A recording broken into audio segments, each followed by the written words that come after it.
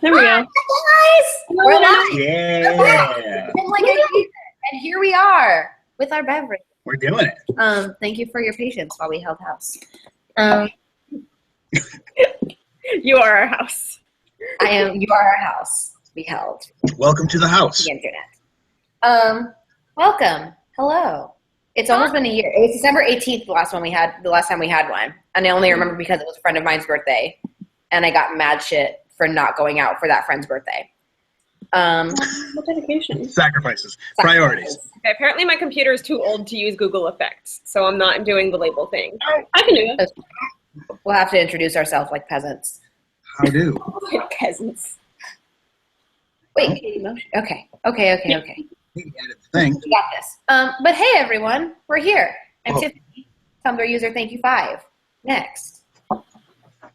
I'm Laurel. I'm Tumblr user Levianity. I always forget how to pronounce that. Go, Katie. Oh, I'm Katie, Tumblr user House to Half. And I'm Alex, probably. Hi, Alex. Probably. Guys, we're here. I discovered earlier today that House, the number 2 half, is a band. Yeah, they used to be in my tag all the time. It was super annoying. I'm pretty sure I used to tag you as that. I get stuff for 5 seconds of summer in my tag. If you search thank you 5 because of 5 sauce, is there like, but I get 5 seconds of summer in my tag sometimes. I'm useless as far as putting anything on here, so if someone is better at it. That's okay. We'll All figure the effects that I was seeing were like mustaches and like Yeah, beards. And you already have one, so you're fine. Yeah, the rest of us Yeah, I'm have done. Was it draw and not effect? Yep. Got it. I'm on it, you guys. Oh, text. Comic fans for everyone.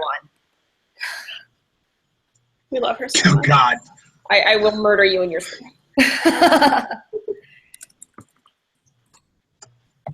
Oh, my gosh. Give me curled empty. Okay. Hey, guys, I'm going to be real upfront about something real quick. We're going to curse, and 3 out of 4 of us are going to drink alcohol. So if that bothers you, sorry about it. Yeah. But Don't it's- like to read. We don't, encourage that if you're a wee babe, and No, if you're not, then you can do what you want. You're a grown-up. please do. But to the DTA kids that I know are watching this, first of all, you're in finals week, so go to bed. Mhm. Second of all, don't drink. Oh, wow. Is this finals week for semester, folks? It's end of semester for a lot of kids. Yeah, you're on a quarter system or some shit, Alex? We're on the quarter system. We've been done, like last week was finals week for us. That's Yeah, right. but the midterms are like 2 weeks in, and that's bullshit. Yeah, we do midterms like instantly. It's weird. Fuck that noise. But meh. Cool. Sorry, I'm Um, crafting, hence the weird hand motions. Yeah, for sure. Do we want to So, jump into I the have question? I have some questions. Yeah. Number 1, how dare you? Dare you? Number 1, how dare you? What's your favorite things to Wait, do? first of all, what is that?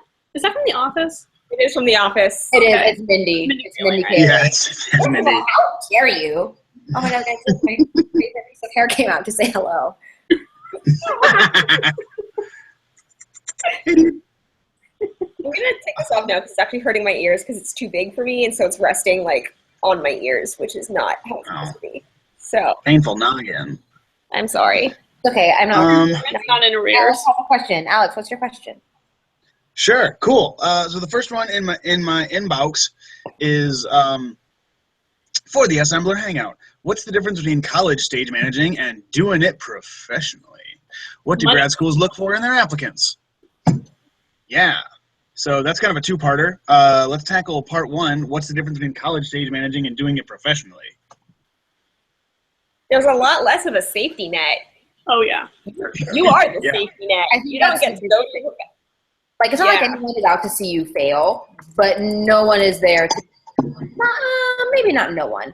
There are fewer people there to be like, are you sure you want to do this, buddy? It's you, and you've got to be like the voice of reason. I think it's also there's an expectation that like if you are stage managing this show, you're going to do X, Y, and Z, and that's like maybe that'll get laid out when you're hired or laid out in your contract or just in a more casual conversation with your production manager, your director, or your producer, whomever.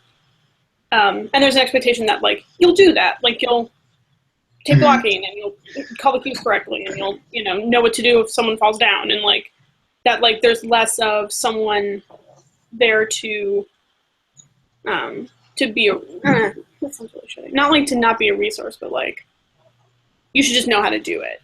There's no one there who's dedicated to be a resource. Like you don't have your advisor, your mentor, or your professor with you at every tech rehearsal And to make sure that you're doing what you do. I would like to advise staying away from those contracts that say like, and anything else the production may require, because that yeah. programming the sound. Other duties as required.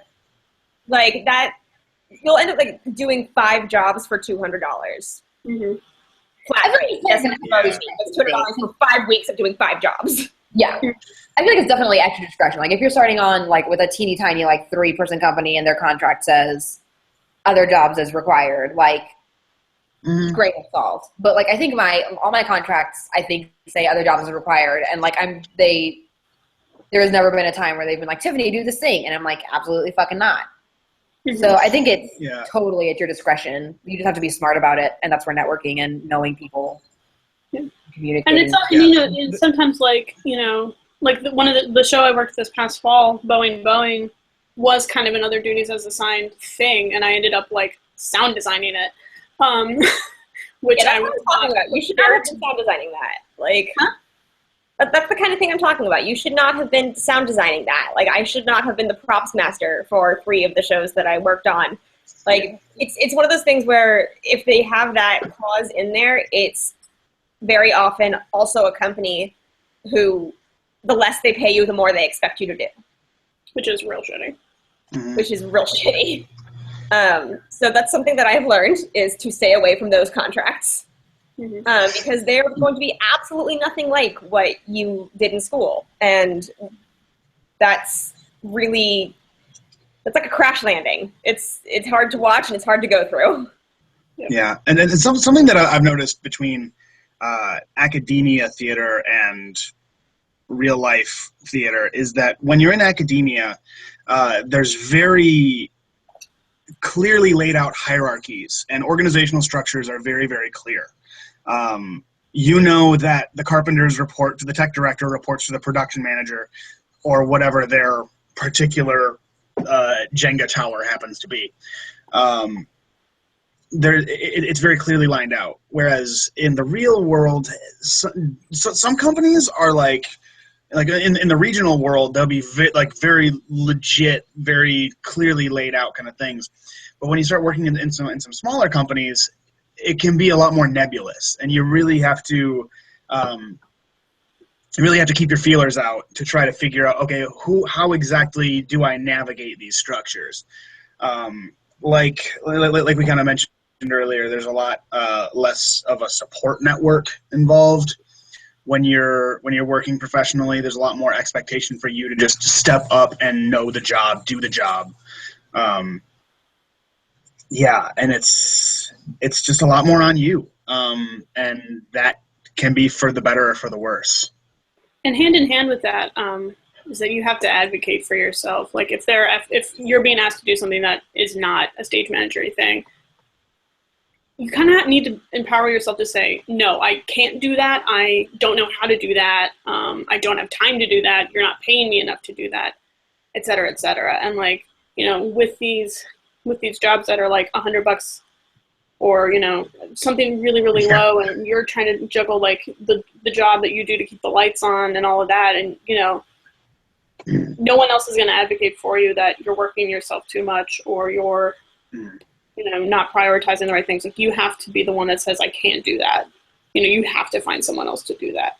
Or, we have to find a way to make this work. Because, you don't have a professor who's like, no, you have classes, you have to go to those classes. Like no one is there to make sure you're managing your time. It's also really nice in that sense, in that you're not balancing classes with production work, because that's one of the things that I hate the most about academic theater is that you've got classes from approximately 9 to 3 about then you've got homework for those classes, then you've got rehearsals, then you've got reports, then you've got more homework to do. So when you're in academic theater, you just have zero time. Yeah. Your entire day gets eaten up. And like I remember when I worked for the Shakespeare Festival for 2 summers, once you're in shows, or hell, even when you're in rehearsals, it's wonderful. Because I remember being able to wake up at like 10 o'clock, go to the gym, run a few miles, hang out for a while, go to rehearsal, do the report, be done by 9 o'clock at night. It was brilliant.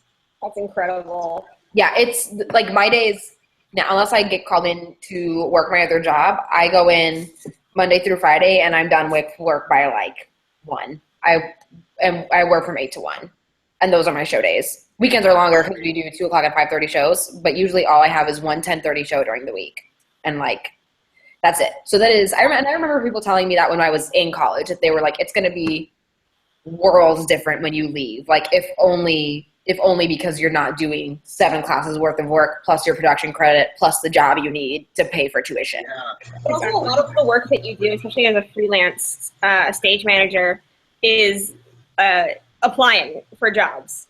Like you have to keep promoting yourself, keep hustling, keep getting your word out, and that's a lot of work to be doing. People do not take that into account. Yeah, it's a lot. So, you guys are in the. Are you able to get into the chat for the live chat that's happening right now? Is there one? Where is it? It's, hang on, I will add or remove active moderators. is that nope? That's not Q&A.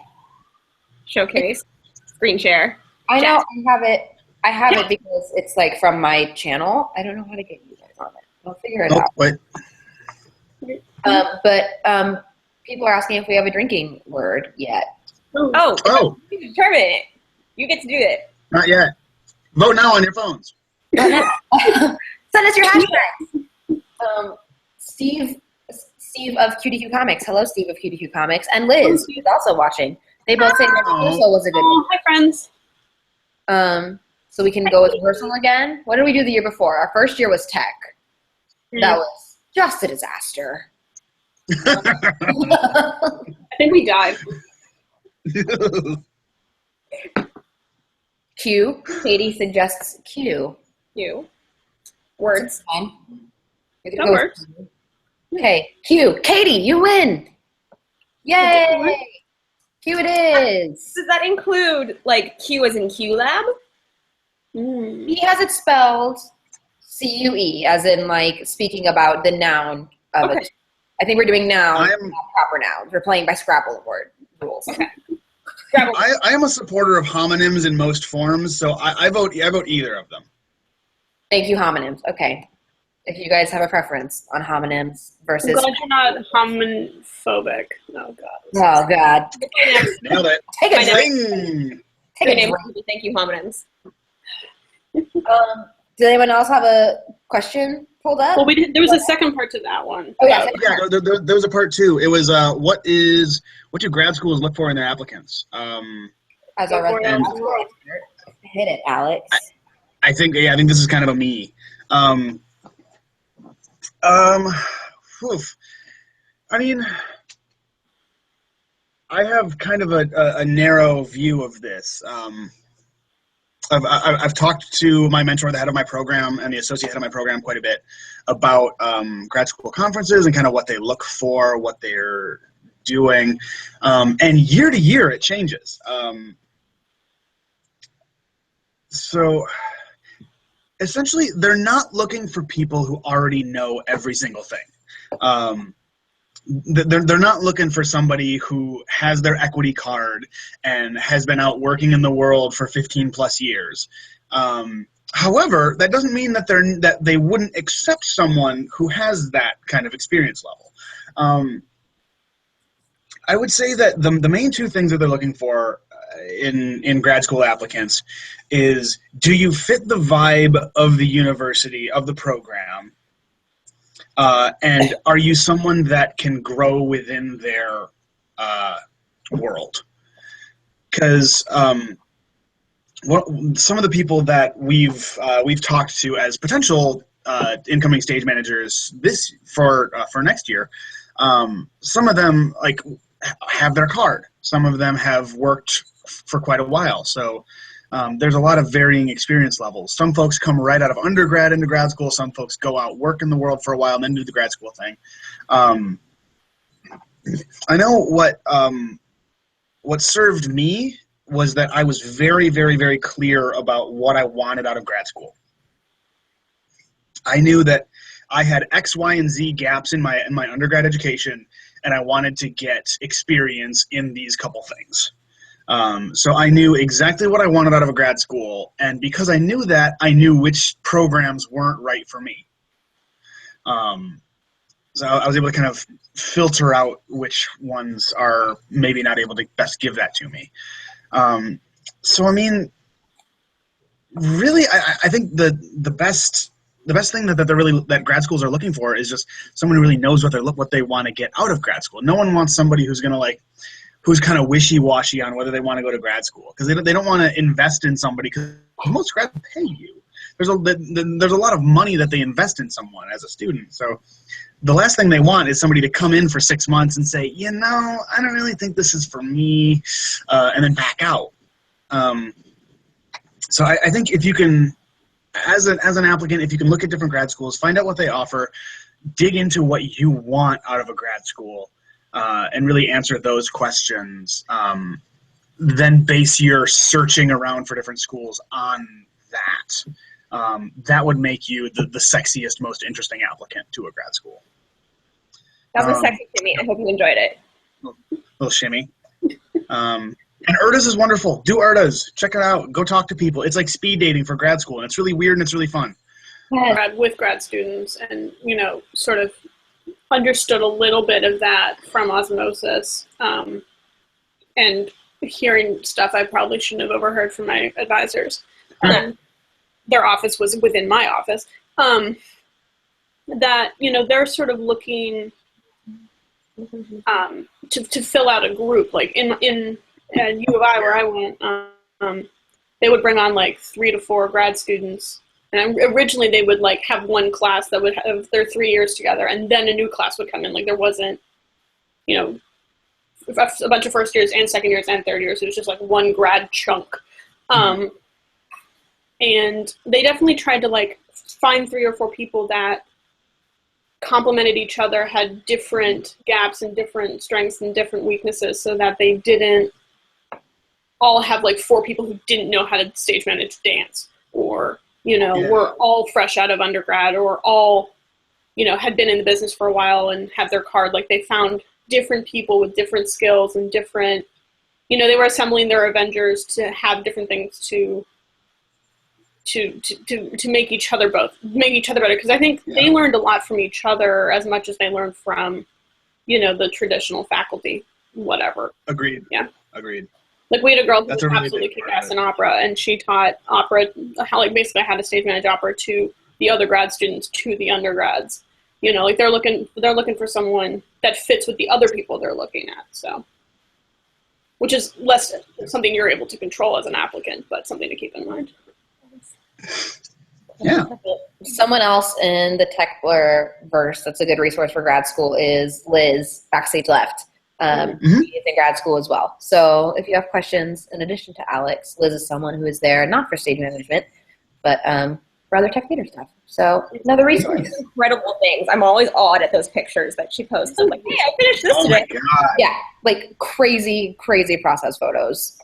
Yeah. Yeah. And like I'm not sure what the process for Liz getting in was. I'm not sure if she did ERDAs or not, but the ERDAs process for designers sounds like the most harrowing, like terrifying thing in the world. Because like for stage managers, we were able to like send packets of like our resume, cover letters, headshots, all that stuff to the different schools, and they could say, yeah, let's see you when we come to Chicago. Whereas designers and like technicians and craftspeople, they have to like bring their giant wheelbarrow of display stuff, like their science fair.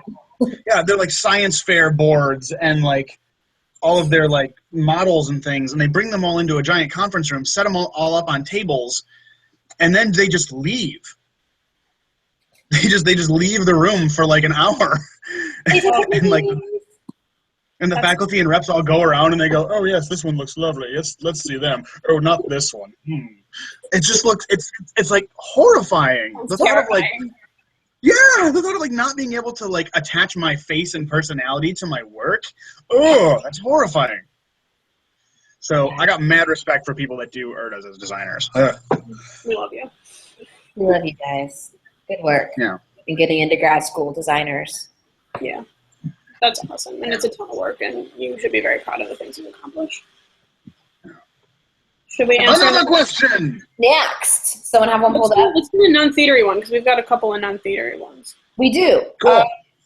We can. I think the first non-theatery one I have is what kind of teas do we like? One of you guys sent me that. And I have to go to it to find out who you were, and let you know that we're answering this question right now. But teas, Wow. You are in luck because Katie and Laurel love tea a lot. That was one of the first, I talked to you guys, that was one of the first things that I learned about Katie on the internet via Tumblr. And I remember anytime I saw tea, I'd be like, oh my God, Katie would love this. So here we are. That was me like on the internet. Send. Anyway, so here we are. Talk about tea. Talk about Okay, so first of all, this is my personal like savior blend. It's called the Anti-Kill People tea. Ready. You had that visual aid. She has an assistant, Yeah, you guys. Marg over here is Marg my was ready. Marg was ready. Thank you. That tea is chamomile, peppermint, and rose hips. It will calm you down after anything. It's absolutely incredible, and I started drinking it when I was in, I think it's the last acting show I ever did, where I was Mrs. Darling in Peter Pan, and oh my God, I wanted to kill that stage manager so much. She was not good at her job at all. And no, you won't. And so it will soothe your throat. It will calm you down. You can put honey in it. You can put sugar in it. Anything. But if you're looking for tea to replace coffee, like a caffeine thing, you want to go with either green tea or black tea. Those are the two most caffeinated teas. For green tea, I suggest combining it with something citrusy or something like very heavily scented, like jasmine or lavender, because green tea on its own is delicious, but it also complements other flavors really, really well. It's also very easy to burn green tea. So if you are making it, boil your water and then let it sit for like 2 to 3 minutes before pouring it over your tea. Otherwise, the tea leaves are going to burn and it's going to taste real gross. I am really in awe. Is there like a word for a sommelier of tea? Because it's you, Laurel. I just tea sommelier. I just kept making mistakes. So I looked up like, why does my green tea taste gross? Oh, it's because I burned it. Black tea. Yeah, Sorry? Oh, I was just going to say that I forget what the temperatures are, but a couple of other like white tea and other non-black teas, you have to boil the water at specific temperatures, or it will take like it's oolong tea and rooibos are the ones that you're thinking of. There you go. So you know stuff. But fun fact: you can be a certified tea sommelier. Link coming in the chat. Holy cow! I want to do that. Okay. So I'm quitting stage management. Oh my God! Come here, user Lady Nighttime. You have started a new career for our friend Laurel. So Mark brought me this tea that we have, and on the back it actually has all the temperatures and stuff, like in this little chart right here. Damn. Tivana has some shitty ethics, but some good tea. Real. We'll forgive a lot for good tea. Well, the internet needs to know. Okay. Use your Starbucks gift cards at Tivana, people. You can also herbal tea is also a really good one. It won't like do anything like make you asleep or awake, but it'll taste really good. It's just gonna taste good. And that's all Lady Nighttime wants. P.S. I am obsessed with saying your Tumblr name, Lady Nighttime. That's all. And black tea is impossible to burn because it's already burned. That's why it's black tea. Oh. Yeah. The different levels of tea are like different types of leaves that are roasted at different temperatures. Not like tea bag. So is white tea real sensitive? Oh. Yeah. Oh, roasted, but not really. Yes and yes. White tea is actually the least roasted of these tea leaves that I was talking about. So factually, yes, and also white person, yes. Genuine question that turned into a burn. But not really. If you're white tea, it didn't turn into a burn. I can't. We'd ruin you. Anyhow, black teas. There's gunpowder and then also like regular black teas. Gunpowder has a really like smoky taste that I personally dislike, but a lot of people really, really like it. Alex cannot keep it together right now. Yeah, what was her face, my friend? Focus on That's a good face. I wish I had screenshotted that. It's just gunpowder. It's called gunpowder tea. It's not literal gunpowder. Cracked open a bunch of bullet casings. But the taste is based on the smell of gunpowder. So I don't know if you like the smell of gunpowder, drink this tea. Wow. Yeah. Neat. It's a revolutionary war reenactors out there who are living for this fucking tea. Yeah. We're all about fucking gunpowder tea. Very, very strong, very easy to oversteep. But if you like it, that's your jam. Go for it. It'll be everywhere. And Marg is bringing me my chamomile tea right now. It's got a duck. I'm learning so much. There's a little floating ducky in my Beauty and the Beast mug. Yes, you better float, ducky. And this is my Shakespeare love mug. This is You also better love Shakespeare mug. Y'all are so cute. I cannot handle it. It's horrible. We know. Good. Good. There are also different teas for like different ailments. If you have a stomach ache, ginger tea is really good for that. Put some turmeric in there. It'll be gross, but it'll be better. Unless, of course, you have what I have, which is gastroesophageal reflux disorder. Don't use ginger if you have that. It'll just exacerbate it. I feel like you learned that the hard way. Yeah, learned that the hard way. My personal favorite for if you're getting sick at all, if you have anything wrong with you, then ginger peach tea, which is a black tea with a little bit of lemon, honey, and a dash of whiskey. That will make you feel better. Do that as well as take actual cold medicine, and you'll be better within no time. It'll be great. Here's what ails you. So that's my tea rant. I hope you all enjoyed that. I learned a lot. I know we really went on a journey with you just now, Laurel, and I thank you. I don't do anything by halves. If I like something, I learn everything. You whole ass the hell out of that I whole ass many things. Thank you for talking. I'm an Earl Grey or nothing kind of guy. Like, Love her. I like. Have you tried Lady Grey? Lady Grey's also really good. I have had Lady Grey. Twinnings, I think. Twinnings, Lady Grey. I think. Yeah, that one's really good. Also, if you like Earl Grey, you might like Prince of Wales. Prince of Wales is really good. Yay! Was that a Marg yell? Yes, Togepi is now in Pokemon Go, and that's her favorite Pokemon, so she's really excited. Hold the phone. Good. You heard it here, Internet. My only tea snob thing to add, and this is entirely a personal preference and, whatever, is I'm really big on, hold on, I have props too, having a teapot. Yes. Like with the visual aids, we are really stepping our game up here. I also have a kettle that plugs in. I don't go for that whole pouring hot water over a tea bag in a mug. For some reason, I don't like that. So I usually will brew a pot of tea and then put it in my mug that I take with me to work. This thing, literally, this tea will still be hot at like 4:30 if I've been at the beach since now. It is amazing. Legit. I love it so much. Yeah. What brand is it? This is the Bodum. It's actually a French press. It comes with two tops, one that is not a French press top and one that is a French press top. I've lost the Bodum. But it sent me back like $30 and it's totally been worth it. Katie, I have an opinion question for you. Yes. Does microwave water taste the same as boiled water? It does not. It does not. Mark has been on me about this. Microwave water does not taste the same as water that is boiled. It totally does. Water does not. Because of science and chemistry and shit. High. Because microwaves, don't they like excite the water molecules in a way that boiling water does not?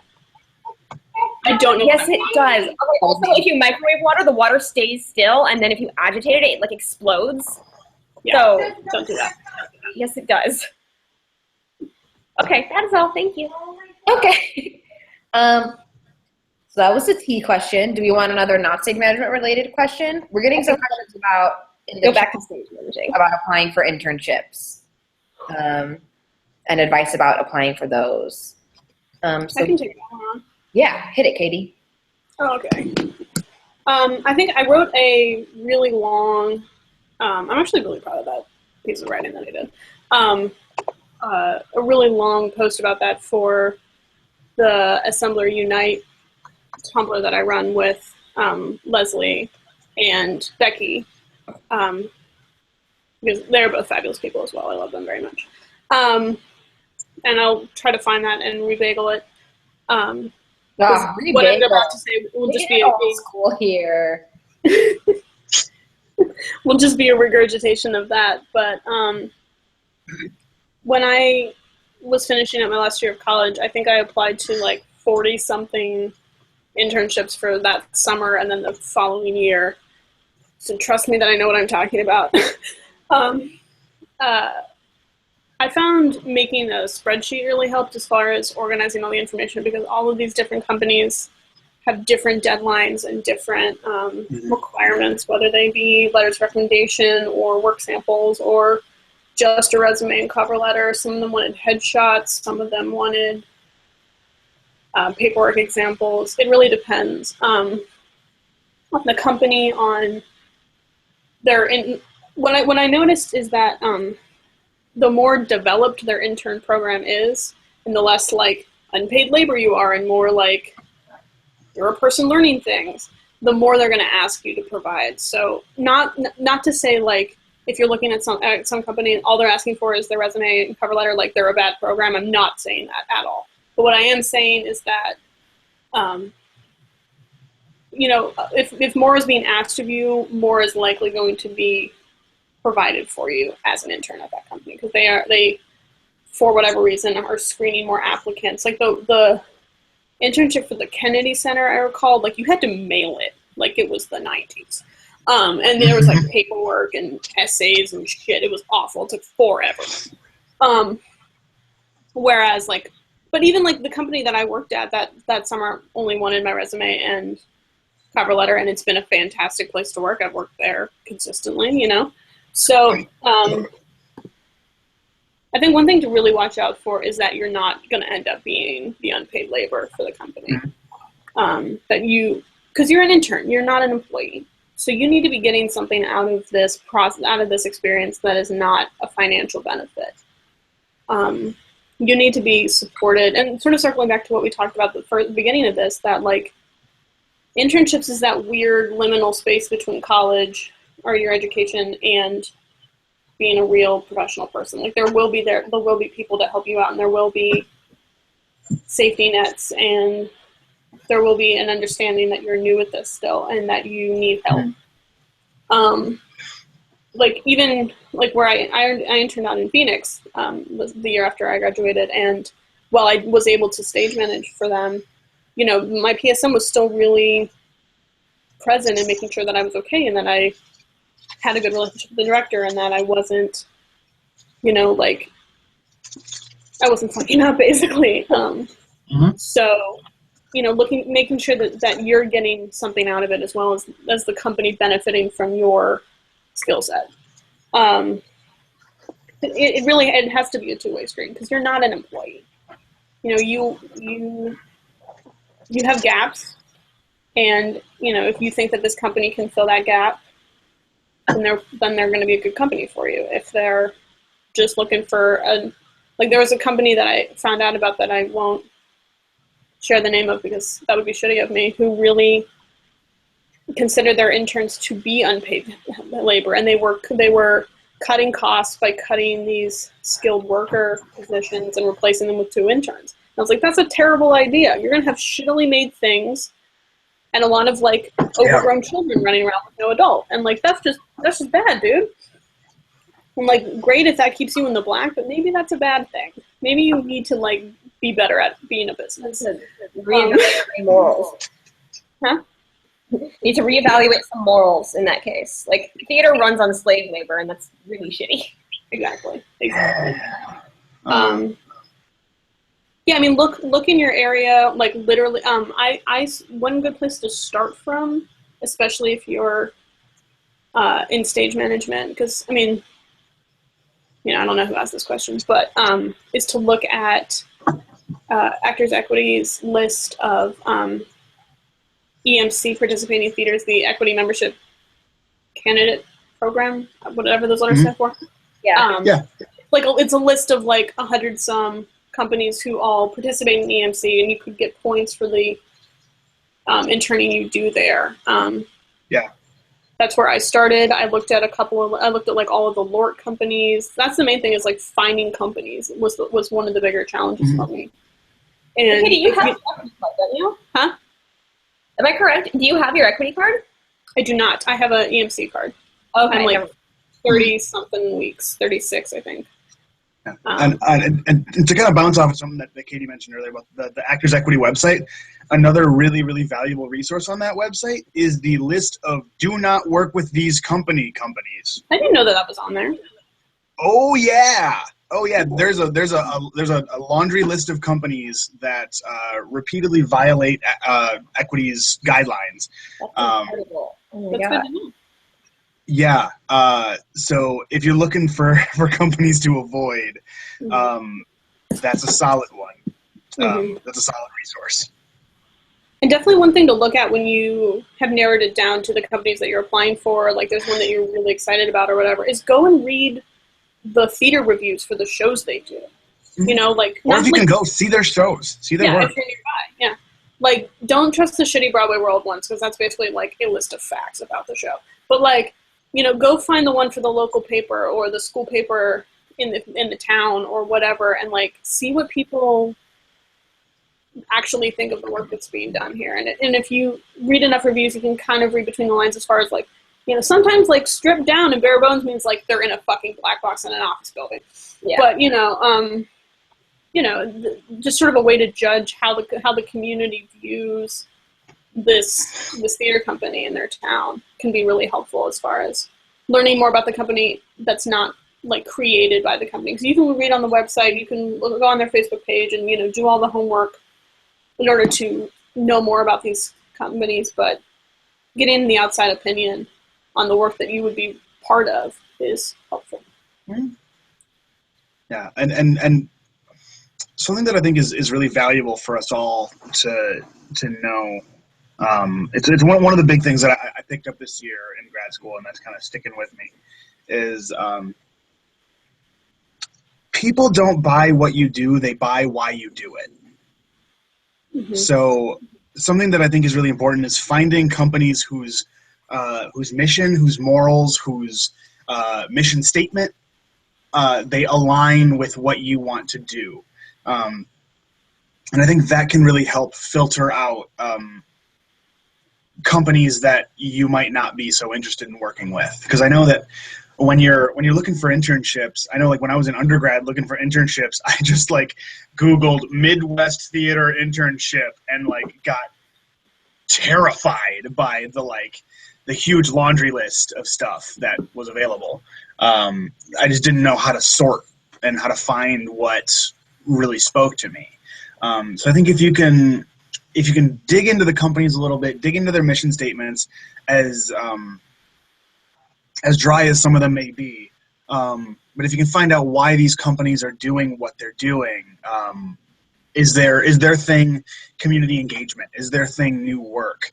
Are they committed to just providing a wonderful escapist opportunity for patrons to come in and just enjoy life for 2 hours, and try to find something that aligns with what you want to do theatrically? I think that can be really valuable in picking an internship. And then the other thing, the very nuts and bolts practical thing is how much they're paying you. Because it should at least be dollars. You have worth even as a baby intern. Like you are providing something to this company, and that has a monetary value assigned to it. And maybe you can negotiate for something that's not pay. Like if they absolutely can't pay, try negotiating for something of value. Parking. Maybe you can get parking, or if they do if it's a touring thing, maybe you can negotiate so you don't have to take place in the housing lottery. So you've always got guaranteed housing. Try to find something that you can negotiate to have something in your corner, Yeah. For me, a deal breaker was housing, because there's no internship in the country that I know of, and if there is, please tell me, because that would be amazing, that pays a living wage. Because that's just the nature of internships, for better or worse. That's a conversation for another day. But so some provide housing, some don't. Some won't let you have another job. Some are fine with that. One thing to definitely ask in the interviewing process is how many hours per week are you working, and can you work another job? Are the hours fixed enough that if stage management is harder because our days are stupid and long and variable, but if you're working in a shop, can you work in the shop the set hours and then do something else in the off hours, and can that be a way that you can make this work? Because you have worth as a person, and you deserve to be able to live. And if they can't provide that for you, you got to either pass or you got to find a way to make it work. And that's completely up to you as the individual with that individual company. Or get a sugar daddy. Or get a sugar daddy. Yeah. Always. If there are any sugar daddies watching this, please call me. Sugar mamas also. Yeah. Yeah. Boom. Or also, there is no one requiring you to have an intern. What? Did anyone else hear that? Yeah, Yeah, what was that? me. What? Everything all right? Everything's great, you guys. It was just my iPad. I was trying to Got it. it looks like I was going to say, is that the Russians? backfired horribly. The Russians. The Russians, thanks Russia. No offense. It was the Russians. Unless you're terrible. That should have been our drinking word. Oh my god. But yeah, you don't have to take an internship. That's not a requirement. I mean, there are some schools or some grad programs program that require it, but there is no law of working in this industry that requires you to be an intern. We're not doctors. True. There's no law of working in this industry at all. Let's lay that one out right now. Yeah. The only how rules are when you're in school. Otherwise, you're just going for it.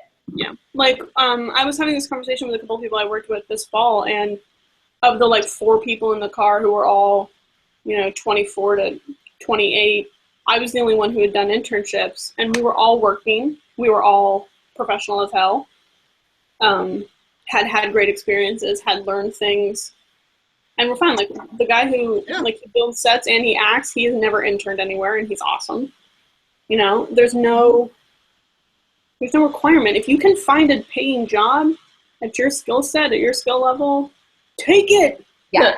Don't not to. You're doing so good. Yeah. You're awesome. Tips don't need to be for everybody. So look at real. There are also to kind of expand the view. There's also a lot of companies that do apprenticeships or fellowships. Mm-hmm. I know one of the ones that I've been looking at recently is Steppenwolf Theater in Chicago. They do a stage management apprenticeship. And from what I've seen, apprenticeships, they tend to be a lot longer running. I know there's one company in Michigan, the Purple Rose Theater, who does wonderful work.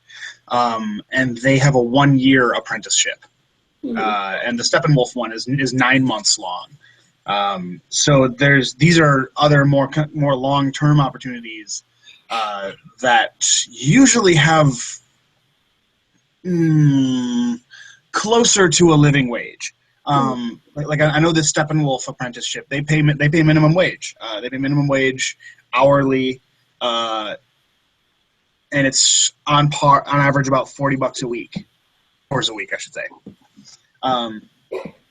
So that's a reasonable wage. I mean, these are there may be like experience-wise, like looking for people who are like a step or two above average internship, but if you happen to be the right person for the right job, rock and roll, man, go for it. So yeah, there's a lot of options out there other than just the traditional internship thing. Mm-hmm. Yes. And that's internship. Tiffany, anything? I always feel like a brat saying it, but I only ever applied for one internship, and I've worked at that theater for 5 years now. So you're a success story. My internship knowledge as far as like applying and all that is very limited. Oh, is this the internship that I sent you and I was like, can I be your intern? Yes, it was that internship. Summer intern at the Rep, and I've literally been there for 5 years, like since I interned. Mm-hmm. So that is the one time that I ever interned anywhere. I got some Alfredo sauce on my arm just now. Delicious. Don't be afraid of that. Killing it. Also, guys, I moved on to a different beverage, so you can stop making fun of me now. Bravo. Never. Literally never. For those of you who have just joined us, before the hangout, when we were setting everything up, before we were live, Tiffany was drinking Mountain Dew mixed with cran apple vodka in a Taco Bell cup. Well, when you get the Mountain Dew from Taco Bell, why are you going to put it in another container, guys? The Taco Bell cup is not It's a free cup. You got the part. It's cran apple with Mountain Dew. I will not apologize. That just sounds like a citrus abomination, and I hate it. Guys, when you grow up in Polk County, you do what you got to do. One of my going to Taco Bell barefoot, but it's whatever, guys. I'm not judging you for going to Taco Bell barefoot. I'm judging you for the taste company. One of my best actor friends will say to me in all seriousness, like, you know, at places or wherever, he'll like look me dead in the eye and go, "Liv Moss," and I'm like, "Thank you, Mike." So I'd say to you, Tiffany, Liv Moss. I accept your Liv Moss. I see my Liv Moss. The Liv Moss in me sees the Liv Moss in you. No, we're not saying Taco Bell. Oh man, we are four white people.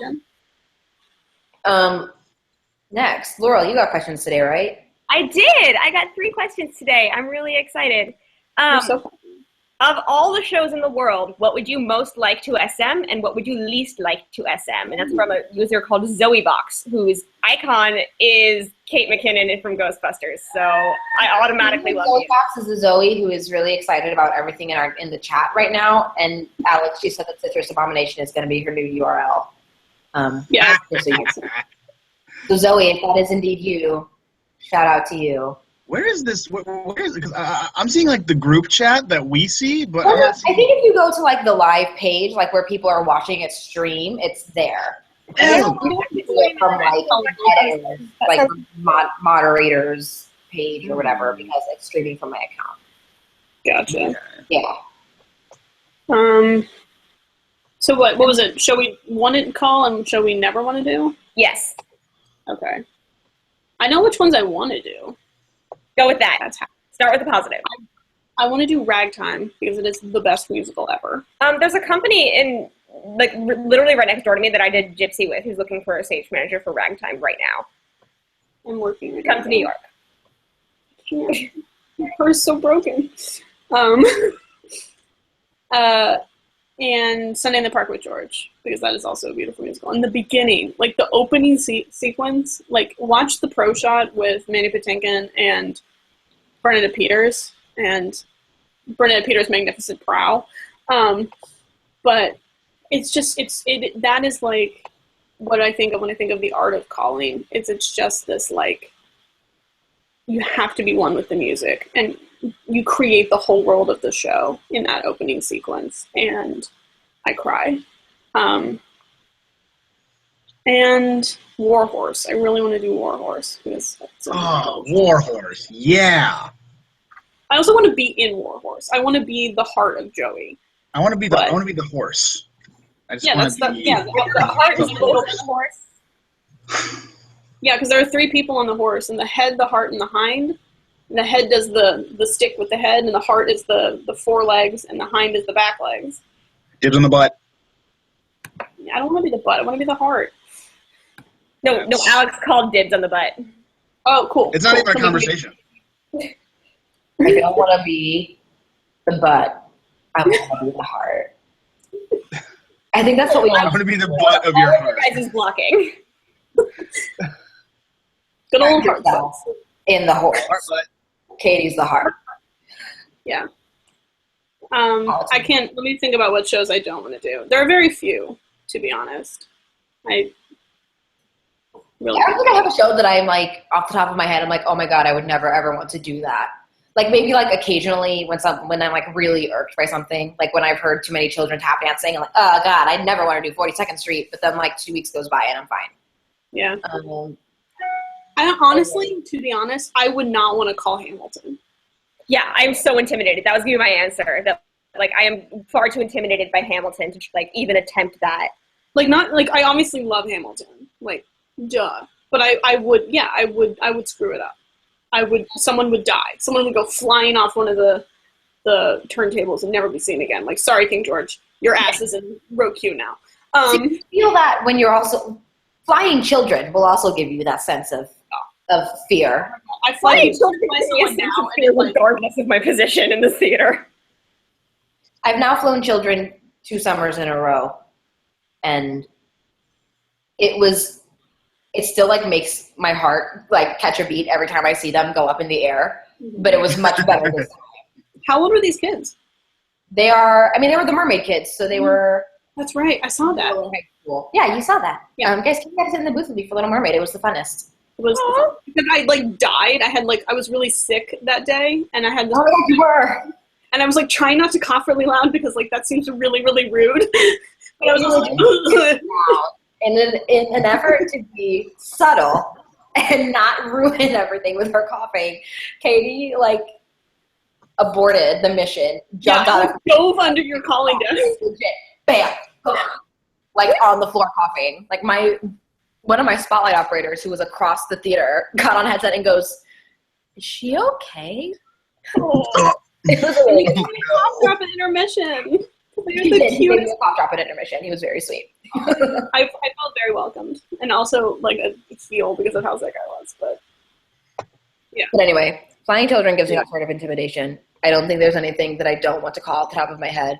Phantom of the Opera is my like number one. I want to call that show. I think we've talked about this before. Never give me another Andrew Lloyd Webber musical. I fucking hate him. Yeah, I mean, there are shows that I like wouldn't seek out because I don't like them as an artist, but like, I think even shows I don't like, I would be interested in like, will I like this show by the end of the run? Will I find something about it that I like this individual production that I think has artistic value? Yeah, I've done that a few times where I've been like, oh, they want to hire me. They're a good company. They have good connections. I don't like the show too much, but I think I can deal with that. And I ended up not being able to deal with it at all. Like, no, it just, in the show, like, I don't know, I get really personally attached to the shows, so they affect me emotionally. Mm-hmm. And so, like, when I was, I'm so sorry. When I was doing Evita, I just, like, I wanted to burn everything to the ground. You did. I remember that. I remember that. And like, and there was another show that was like based on a Strindberg play. I hate Strindberg. I hate him so much. I want to like dig him up and decapitate him. So, if you were like at dinner with Strindberg and Andrew Lloyd Webber, you would walk out. I would poison them both and then run. Oh, bar fight. Oh my god. Best or worst bar fight? Strindberg versus Andrew Lloyd Webber. I feel like Strindberg would win because he was actually like a strong human, while Andrew Lloyd Webber kind of waifs around all day. He reminds me of like a really fat cat. I think Yeah. Weber? Yeah. verb. I got you. I see you, Fat Louie the cat. I see you, Fat Louie the composer. But not like a fun Fat Louie where he's fluffy, like a fat Siamese cat where you're like, ooh. Well, Andrew Lloyd Webber also has a fat cat, and that said fat cat walked on his keyboard and erased half of Love Never Dies. That cat was doing the Lord's work, okay? That cat was doing. And he just had to. He couldn't take it as a sign. He just didn't get it. Said no. Thank you so much, Cat. So those are shows that, like, especially, like, okay, my least favorite show of all time has to be Joseph and the Amazing Technicolor Dreamcoat. Oh. I have such a personal connection to that show that is probably not appropriate to talk about. So now you So I will. But now the internet needs to know. But you don't have to tell us, but I just want you No, to I'll tell know you guys. It's inquiring just minds will send you anonymous messages. and they Me. will. It's gonna be me. Listen, first of all, no, it's only because it's like kind of not gross. I guess it's kind of gross. I saw Joseph up in Toronto when I was 9. I had taken a bus. My grandmother used to do like bus tours for all the old biddies in her town, and her town is in northern Pennsylvania, so it's like not a far drive to Toronto. Like it's a long time, but on a bus full of old biddies, it's fine. And my family would sometimes go if like they were seeing a show that my parents were interested in, because my parents are big theater people. So we saw Lion King that way and Mamma Mia that way also. Oh. But we went to go see Joseph, and I was 9, and my brothers were like 4 and 3, and my aunt was really in. Oh, this was the Joseph with Donny Osmond as Joseph. Yes, it was, Katie. Yes, it was. That movie everyone. And my aunt and Is her there friend. any other? I mean, yeah. The bird is But- really excited about it too. Free. So my aunt. Donny was Osmond doesn't. Come on. My aunt is a huge Donny Osmond fan at that time. She has since like gotten over it and gotten married and has children and is like a person now. But at the time, she was huge. Anyway, Because Johnny Awesome fans are. Like that was holding her back.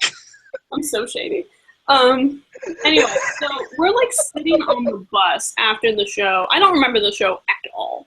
I remember feeling really weird, like why do I like this during the close every door to me part where it's like Donny Osmond, like no shirt, loincloth, like cage bars. I was like, this is stirring something in me. Oh my god, Katie, I love this story more than anything in the world right now. Oh, it gets so weird. Anyway, so we're on the bus and we're like waiting to leave, and my aunt and her friend were like stage dooring to meet Donny Osmond. So we were sitting on the bus for fucking ever, and my like body hurts. Like my stomach hurts. I feel really weird. I feel like I have a fever. Like I don't know what's happening. I feel really like, you know when you like just feel really gross and you like want to move around and like stop feeling like that. Like when you're on a train, like when you're on a plane for a really long time, you just want to get up and move around. I was having that, but like 9,000 times worse because I was a fidgety 9-year-old. And I'm like, why is this happening? Like, why do I feel gross? So like the 3 or 4 hour bus ride back to my grandmother's town, it's really late. My parents are like, just get in your pajamas and go to bed. And I like go to the bathroom and I'd gotten my period. And I was like, Mom, what is this? Because I didn't know. I was like, I like knew in the abstract what was happening, but not like running with it. Donny Osmond, how could you do that to Katie? So forever in my mind, and so I learned this later in an anthropology class that the first time you get your period is called menarche, and so I forever link that event with Donny Osmond and Joseph. That is some weird, like, Freudian shit. Yeah, and I had to write it, and I ended up writing about it in that anthropology class as like an example. I like really shoehorned it in. It did not need to be in this paper, but I was like, someone needs to know about this. And my roller derby anthropology professor seemed like the person to share that information with. Wow. And now, and the 26 viewers who are watching this live. Yeah, sorry, all of you guys, for starting with. Wow. I also had a tie-dye beanie baby that we bought at that thing that I loved to death. My mom was like, you have completely devalued, because it was like a limited edition, like rainbow tie-dye, you know, Joseph bear. And I was like, this is a cool bear. I'm going to like hang on to this. And it was like my bear for a couple of months. And it's like in pieces now. So, Yeah, dark times. Not where I thought that was going. Okay, great. Rest in peace, SMblr. So yeah. Donnie asked me Yeah. to cause my period is what I'm saying. And your sexual personally responsible for your puberty. And now you all know something about me. Sorry, guys. Thanks for sharing. I just want to do this. We get closer, learn more about each other, talk about internships. Someone else talk for a while now, please. Alex, what are your shows? Alex, we didn't hear your shows. Oh hell. Well, I would really, really love to stage manage the Rocky Horror Show. I will make that happen for you. I love that show so much. Let's just do the damn thing. Let's just do it. Do it. Yeah, that's on my radar. I'd also really, really, really love to do something on the level of Sleep No More. Because I really want to see what the stage manager toolkit looks like in such a production that just blows open the job title. I can tell you that. I used to work for Sleep No More. Really? Yes. I think How do I not know this? not great though. Okay, their internship is shitty. Sure. I worked in the electrics department and then shadowed the stage management department for a while. So in terms of calling the show, they press go once and the dancers take their cues off of sound and lights. Yeah. I imagine it's similar to the way that like a house at like Halloween Horror Nights is run or something like that. Like say that sort of thing. And then the stage managers themselves are really just there to like supervise the safety of the actors and of the patrons. And like if I've seen a couple times where like an actor feels unsafe because a patron has been following them for so long, and they're like, "No, this guy is creepy. He's giving me a weird vibe." That's when the stage managers step in. That's their job essentially to just like say, That's "Hey, you need to go find a different track to follow now." Yeah. So something like that sounds really fascinating. Especially seeing the like. Walkie. Sorry. Their toolkit is basically a walkie. That's it. Great. I'd also as far as like stuff that I really don't want to do. I've seen a couple Cirque du Soleil shows, and I'm not crazy about it. It's just a different kind of entertainment. It's kind of associated with the ability to like walk into like an old school musical and just sit like an old Gershwin musical, and you sit down, you turn your brain off, and you just enjoy it for 2 hours. I'm just not crazy about the thought of working on a show whose goal is getting patrons to walk into the room, sit down, and just go, wow, wow, wow, wow, wow, for 2.5 hours. I want to start a conversation. I want to work on stuff that impacts people, that kind of makes a difference. So, yeah, that's not really the kind of stuff that I want to do. I forgot to say this, but I really want to do all of the Shakespeares at some point. I'm collecting them. I've got like 8 of them so far. There's 6. But it's going to be a bitch trying to do like Pericles and all that, but you know. I want to do all of them. That feels right. She's ready. What is this? She's got her At the Shakespeare. Oregon Shakespeare Festival, the first year I ever went. It has I have postcards in here. That's nice. The first like few pages are all quotes. These ones have check boxes for read and seen. Oh my god! Oh. Yeah. I have not been keeping up with it because I'd forgotten about it until like just now. I'm through the tops though, I gotta say. No, you're. I've been keeping this since 2009. I'm gonna keep it up as soon as this is over because now I'm invested in it again. But so it's a really cool thing where it lets you like give little blurbs of plays. Mm-hmm. Like it says like play Merchant of Venice Theater, the Elizabethan at Oregon Shakespeare Festival. Date August 11th, 2010. Cast Anthony Heald was Shylock. I didn't write anybody else because I didn't care about anyone else, apparently. And review, I went away thinking of Antonio as a bully. The end. That was my short blurb review, and then you have room in the back for like more to say if you want to say more. That's awesome. I love that. A really cool thing. Can I say more about that? And it also lets you like just keep a straight up list of every play you've ever seen ever.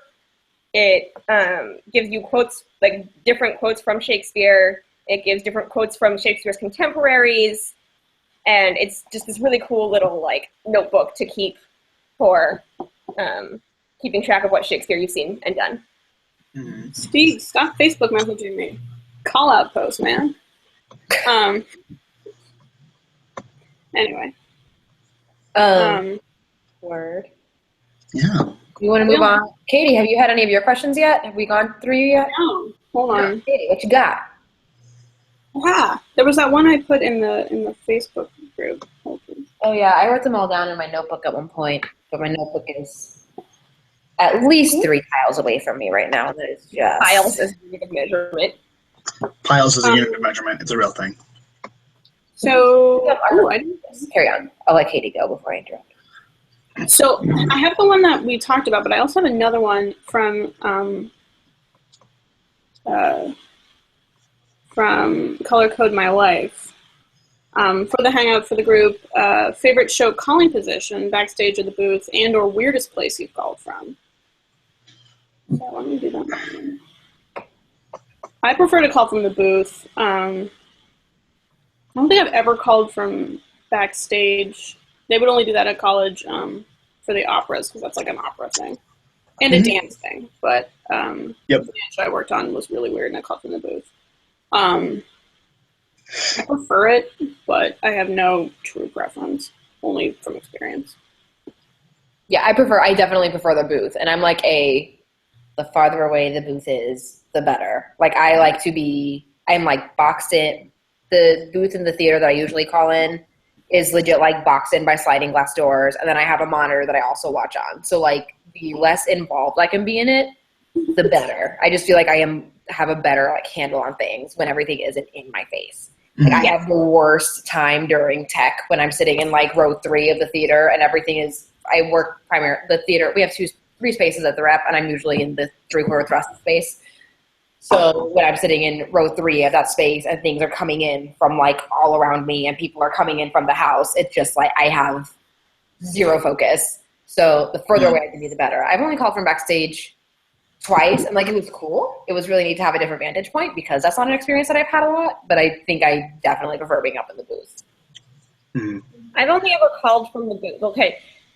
I've never actually had a calling position. It's always been me pressing the buttons because I've only ever worked in itty bitty theaters. So I prefer the booth because that's where all the tech is. That's where everything I need to do is press the cue to say go. Whatever. And I'm not even drunk, you guys.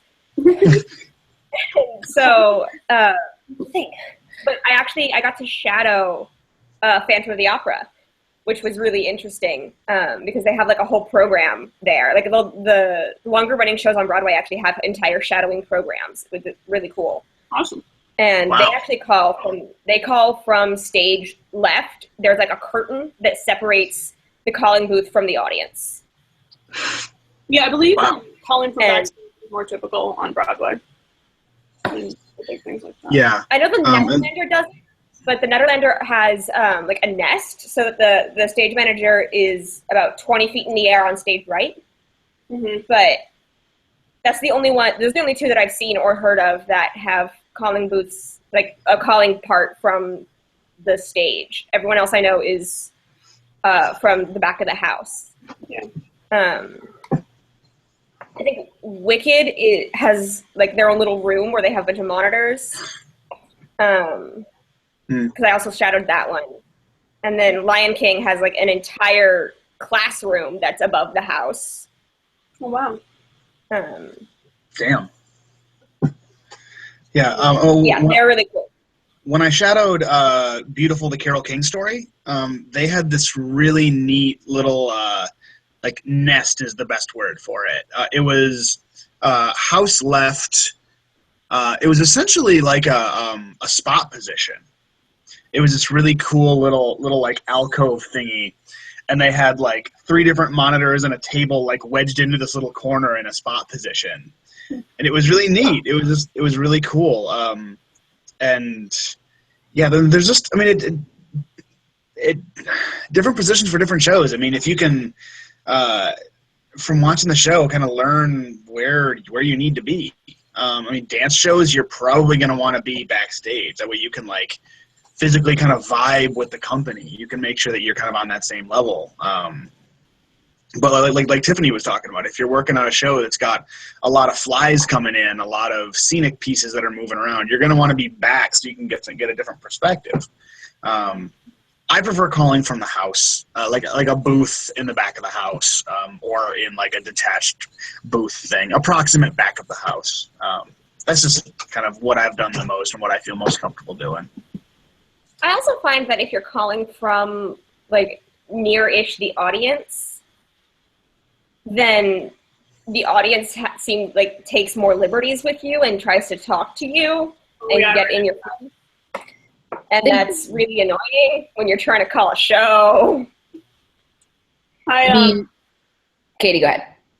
The show I just closed last month, 12th Night, was in a really weird sort of 3/4 thrust space, and the booth was literally like a 4-foot tall, like curved, like low wall thing with like enough depth on it for like a couple of laptops and like a lamp and the calling script, and like 2 people stood behind this. It was me and my projections up, and I ran all the light cues off the computer, and there weren't any sound cues, and I had a slide whistle, which I was not told about until I came to, because this is the show that I took over after it opened. And where did Tiffany go? Tiffany? Oh, Miss Tiffany. Miss Tiffany, come back. Oh. Someone hit her up in the... she Come said back. it froze up, so maybe she is connecting everything. Your Wi-Fi is a little crappy. Mm. Oh. Damn it, Russia. The fucking Russians. Somebody in the group chat is hassling me. Someone saying, "Can someone make Alex answer the 3 questions he got on Tumblr, pretty please?" I have like 9 questions in my inbox, so I need some specificity, bro. Like help me help you. Let me finish my slide whistle story though real quick. No, it's fine. Yeah, and it was weird because I was only like there was like a little walkway in front of me that actors would cross in and out of. It was like the down left vom, and then there was like a row of seating banks directly in front of me, and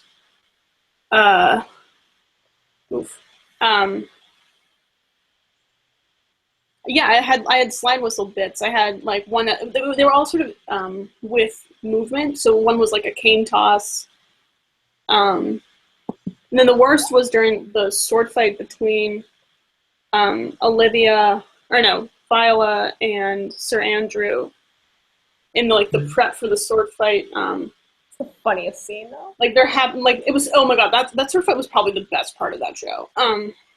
But like Fabian is helping Viola like get ready for the fight, and he's like holding her arm and telling her how to hold the sword, and she lets the sword like if this is the sword like droop, and then he would like pick it back up and droop and pick it back up, and so I had like slide whistles with all the up downs, and I honestly felt like I pulled focus in that moment because everyone would turn around and be like, "Where's that slide whistle coming from?" And the worst was I had a bunch of friends come because I'd worked with the Viola before, and they were all friends with her, so they came to see the show before I even started. They were planning to come before I even started working there, and then they were like really excited to see me. And they were all sitting right in my eye line. And once they figured out I was doing the slide whistle, they all turned and looked at me. And I was like, guys, I am not the show right now. Yeah. So that was not great. I prefer to not be seen when I'm calling because I'm really loud. And if I can be away from patrons, that's probably for the best. Right. Yeah. Okay. We have some specificity from our hassler. So thank you, Marisol. Put you on blast. I feel like you're in my this Marisol person is in my Snapchat, but I don't know offhand who you are. Anyway. So they have a 3-part question. So let's see. So let's kind of tear this apart piece by piece. Number 1 says, until when is it not okay for a college student to have high school community theater experience on a resume? So let's just kind of look at that one alone. Until when is it not okay for a college student to have high school community theater? Okay, so when do you start removing those credits from your resume? Got it. When you don't have room for them anymore. Yeah, when you run out of room, like honestly, if you can keep the names of the shows, because like directors will often like choose, like it's always been directors in my experience that choose the stage managers. And directors will often say like, hey, I loved that show. You worked on it, so let's talk about that show. And then that gets you more FaceTime with them, and that gets you more engaged. And so you can see them and talk to them better.